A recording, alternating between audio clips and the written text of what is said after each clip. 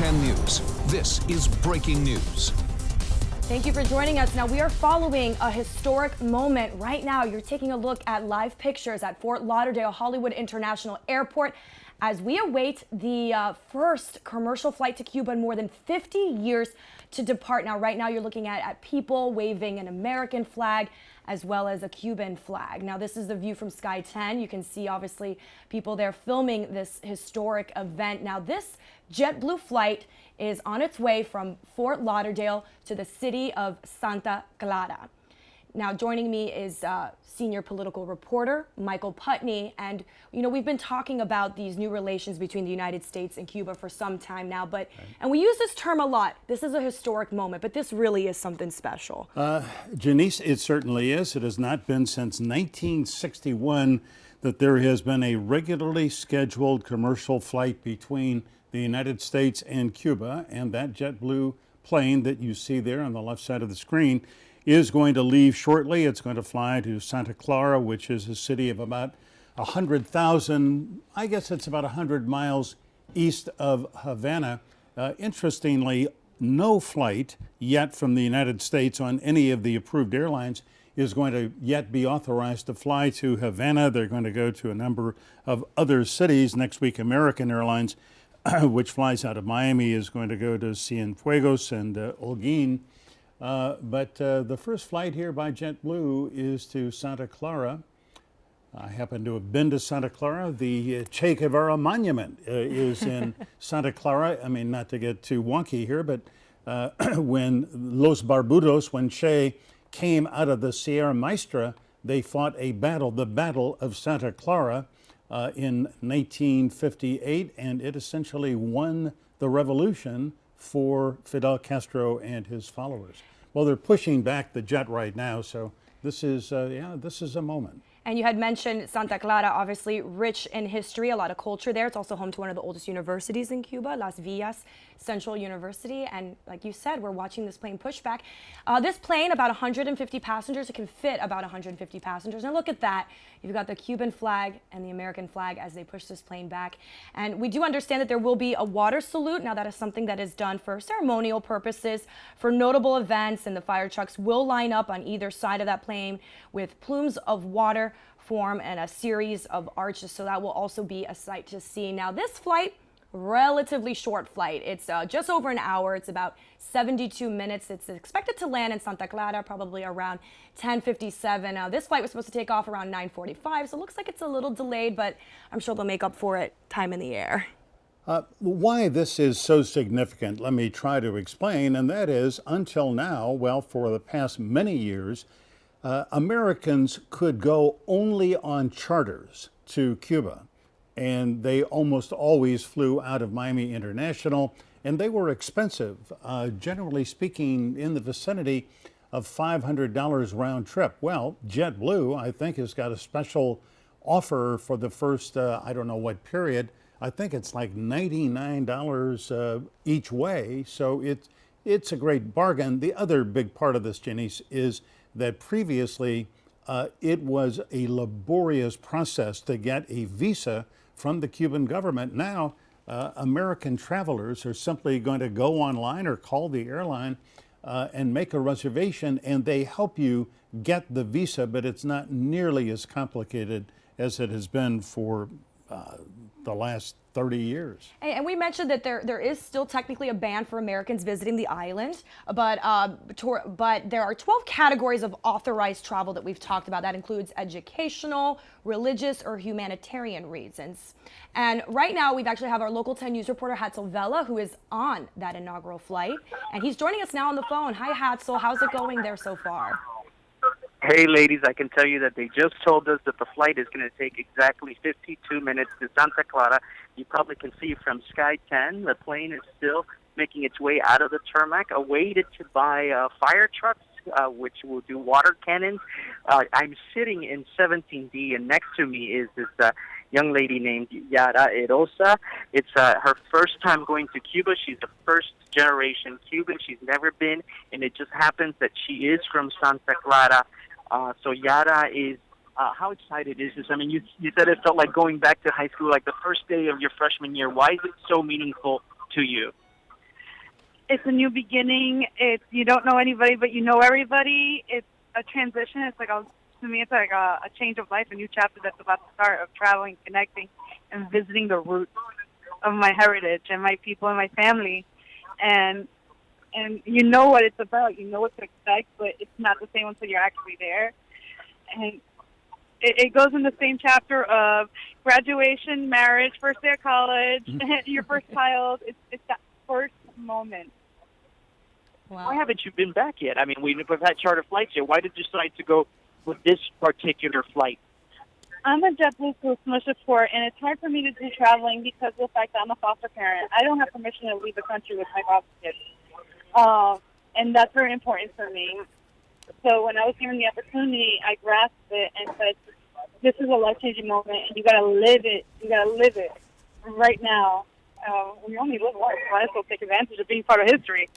All right, there you heard it, Yara. It was one of the passengers on board. We're told that there's a total of 150 passengers on board. Of those 150, 65 are regular folks, just like you and I, those folks listening, and then the others are members of the media, members of JetBlue staff, all traveling for the first time in this historic flight.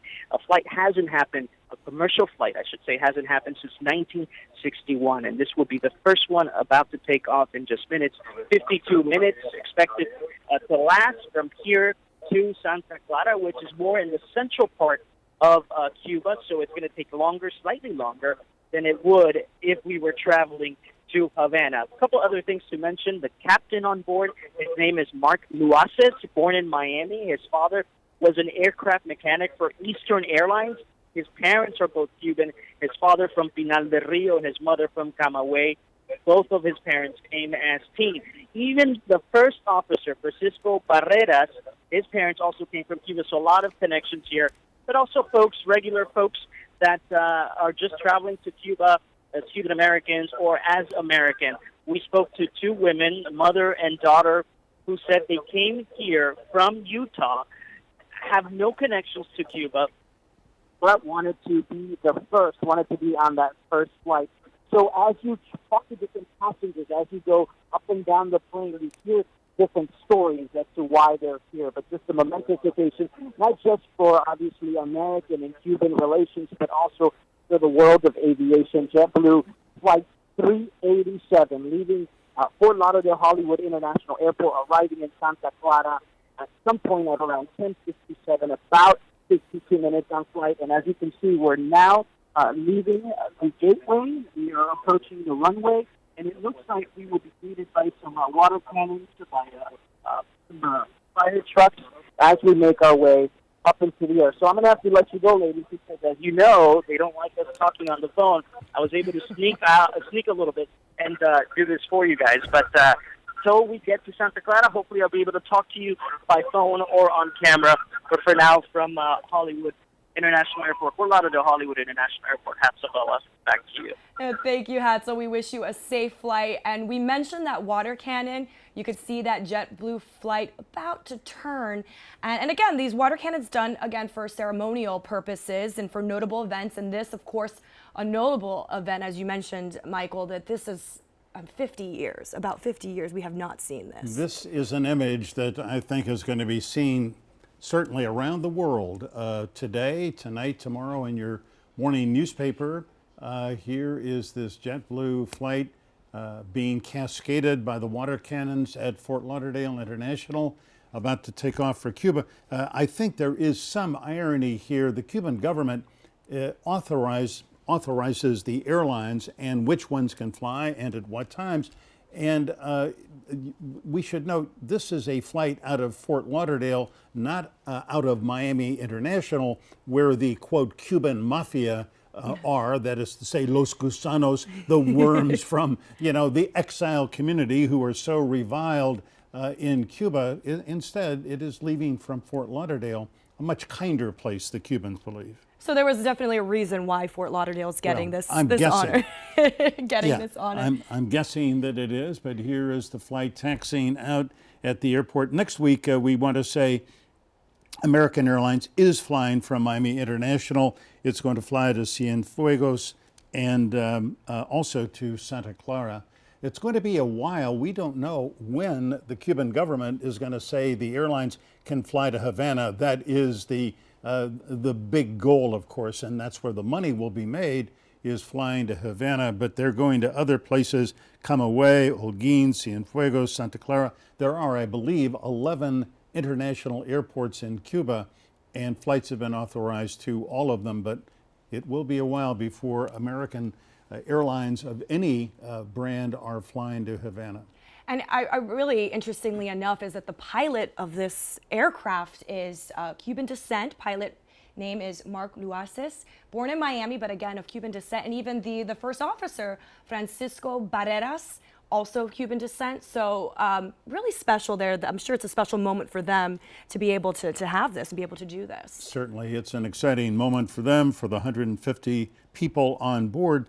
I think we have to point out that there are many older Cuban exiles, Cuban Americans in South Florida, who may be watching this and saying, this is no improvement, because the main beneficiary, they say, of these flights is really going to be the Castro government. The Castro government owns and runs the tourism industry in Cuba, and they are going to be making quite a bit of money off these regularly scheduled flights, as indeed they've been making money off charter flights for the last 25 years. Yeah, absolutely. This, of course, not met with controversy, because there is some of that generation of Cubans who just disagree with this. They disagree with these newfound relations. But of course, there's the other side of people who are excited. You heard Hatzel talking to Yara, who was sitting right next to him. Right. She described this as a graduation or college, and even used the term that it's time to live it. It's time to live it. It looks like we've got Hatzel back on the phone. Hi, Hatzel, are you with us? I am with you. I am using these last couple minutes to be able to talk to you and share what's happening here on the plane. As you heard earlier, Yara talking about sort of being the first generation Cuban, that first time going to Santa Clara. It just happens to be her parents' hometown. So what an amazing time it is for her and others on the plane. Minutes ago, I should say probably even seconds ago, we saw those fire trucks splashing the water, and you could hear the rumbling and the applause inside the airplane. Yara, what did you think, as my next-door neighbor now throughout this flight, what did you think when you saw those water cannons pouring water over the plane? We're taking off, baby. We're taking off. It's like fireworks. The party's starting right now. It's official. There's no holding back. It's a little window there for us to say, listen, I'm going to stop the rain here. I'm going to let them pour later. But get over there. It's your mission. All right, so there you see one of the very excited passengers on board. We also got to talk to Secretary of Transportation, Mr. Fox, on a one-on-one interview where we talked about some of the difficulties that air flight or that commercial flights can encounter going to Cuba. One of the big concerns is infrastructure, of course. Is Cuba and those smaller towns ready for this kind of outpouring in terms of tourism and in terms of travel? One of the things that flights and airlines will be looking at is carefully trying to see and figure out whether they can handle this. Are there going to be delays from now on? Will people be able to go comfortably to Cuba without having to worry about any issues, securities? We have been told that security is obviously a top priority, that it's something that they've been talking about for months, but also delays are going to be something key that they're going to be looking at, because we want the traveler experience, the American traveler experience, to obviously go smoothly as it does with any country. And so this is going to be something key that they'll be looking at. So again, we're still on the tarmac. We are making our way to take off in just a couple of minutes. We're told we have a couple of more seconds to talk to you guys, but you could hear the excitement, everybody talking about what they're looking forward to doing. Again, this is Flight 387, expected to leave any minute now. It's an Airbus A320 with 150 seats. Of those 150 seats, 65 are regular passengers, and of course the rest are members of the media, members of staff members of JetBlue. What an exciting time for the aviation community and, of course, for the Cuban-American community. Some who say this is the way we should be going. Others who disagree completely, and you have to point out their point of view because it is important. Others who say that all this is doing is bringing tourism dollars to an oppressive government. So you have different kinds of views, different types of views from people who are living in South Florida, but others who are living abroad, who are living in the rest of the country that think differently. It's amazing, though, to see the excitement either way in this first historic flight. Ladies? Well, thank you, Hatzel. And again, safe travels. I know you probably have to turn off your phone. You're breaking some rules here for us, but we appreciate it and appreciate you giving us an insight of what it's like inside that flight. Now, of course, whenever you take off on a flight and you go on vacation, it's always exciting, but you heard Yada there, you heard Hatzel talk about the other passengers, just really what this means for them and how important it is for some of them to experience a place they never thought they'd visit. Well, exactly. I mean, they could have visited before, but with a lot more red tape. That is really, I think, part of the significance is people are going to be able, these 150 passengers, are flying to Cuba without as much red tape and at less cost. And in the larger picture of normalization of relations between Washington and Havana, this is a big step. Yeah, and we know that this JetBlue flight, this in particular, 3 times a week, it'll be these flights from Fort Lauderdale to Santa Clara, and that will be until October, when then it goes to once a day. And then you mentioned American Airlines next week. So this is sort of setting up the precedent for what we probably will see in the future of more and more flights. Right, and we also, let's mention some of the competitor airlines. Frontier, Southwest, Silver, and Sun Country are also going to be flying to Havana. Well, here goes JetBlue 387 on takeoff from FLL en route to Santa Clara, Cuba. They're about to take off. This is amazing, and you heard Hatzel mention a short flight. It'll be about 50 minutes. It should land around 10:57 in Santa Clara. You mentioned Santa Clara, about 100,000 people there, a very historic town in Cuba. And there it goes. It should be wheels up, and off it goes. I'm thinking back to December 17, 2014, when President Obama stood at a lectern in the White House and said, we are going to normalize relations with Cuba. Many things have happened since then, opening embassies and other things, but I would say on the scale of 1 to 10, this is about at least a 9 in the normalization process. And of course, we have our Local 10 News reporter, Hatzel Vela, who's on board that flight and who will be bringing us plenty of live reports as he lands in Santa Clara. So again, the first commercial flight to Cuba takes off from Fort Lauderdale Hollywood International Airport. First time in about 50 years heading to Santa Clara. We're going to have a lot more coverage on this historic flight coming up at noon, and actually coming up when that flight does land in Santa Clara. Thank you for joining us. This has been breaking news from Local 10 News. For continuing coverage, log on to local10.com.